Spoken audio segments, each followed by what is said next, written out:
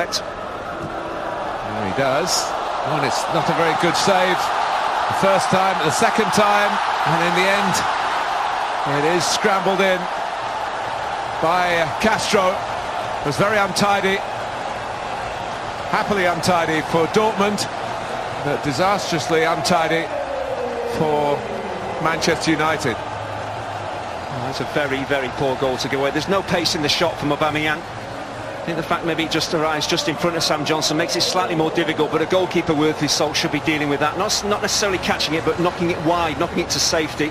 He keeps it alive here, the United goalkeeper, and eventually the ball is going to end up in the back of the net, but he should be dealing with that. Arrives really on the full, should be doing a lot better. Once he doesn't make that first save, he's in big trouble.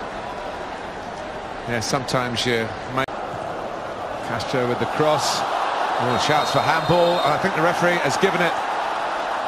There's no real complaints from the United players. He caught off guard slightly, Valencia, as the overhead kick is attempted. I don't know whether it's slightly unfortunate, there's no... 2-0!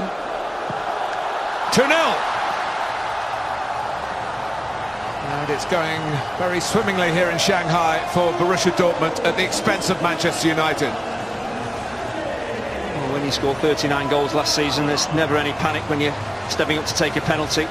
It was exactly what he wants to do. Plenty of pace and power on it, using the side of the foot, so he gets the accuracy as well. And Johnson goes fairly early. He's never going to save it.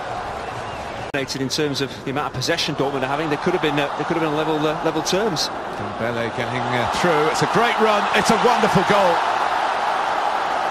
Well, there's a lot of talk about who Manchester United signed in the summer. Of this new man for Borussia Dortmund.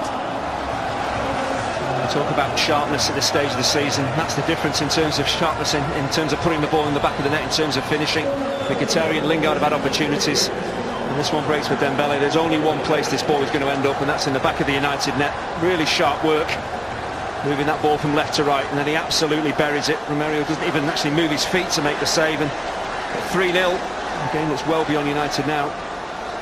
Well, he got 12 goals in 26 games for Rennes in the league last season, en masse. There's the yellow cavalry. But surely one back here for Mkhitaryan against his old club. Put on a plate for him by Juan Mata. 3-1. Maybe those substitutes will sit back down again.